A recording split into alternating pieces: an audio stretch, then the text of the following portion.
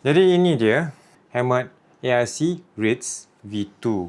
So dia punya shape shell ya, V2 dengan V1 ada beza dia walaupun sikit je. Pertama sekali ialah shell dia. So kalau V1 sebenarnya datang dengan size L dengan size XL atau XXL lah.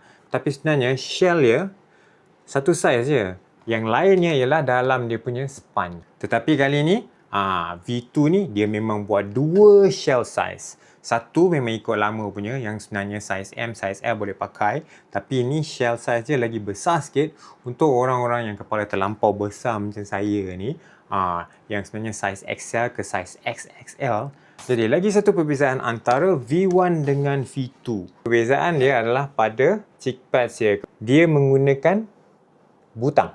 Pin, tapi bahagian sini dengan sini dia guna butang.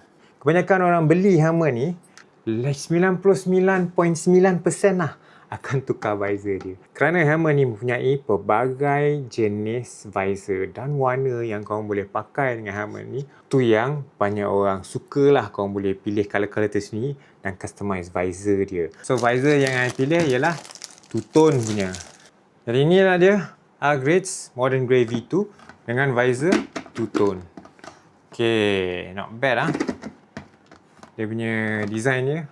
Alright. Okay, apa yang best dengan ARC Ritz ialah orang biasanya beli helmet ni dan tukar visor bermacam-macam color. So korang ada banyak variety visor yang korang boleh guna dengan helmet ni. Tetapi satu benda added tentang ARC Ritz ni ialah bahagian belakang pun korang boleh tukar. Jadi ARC Ritz ni korang ada option untuk letak spoiler kat belakang. Ini dia rupa ARC Ritz ni. Siap dengan dia punya spoiler belakang. Nampak lagi gesang ni.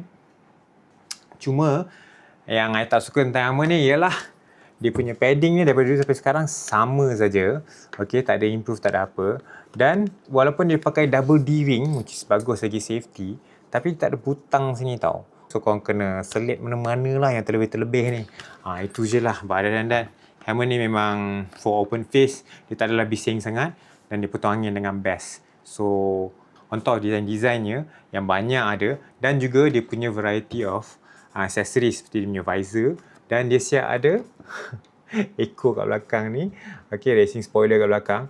Sebab inilah kebanyakan orang masih tergila-gila dengan helmet ARC Ritz ini.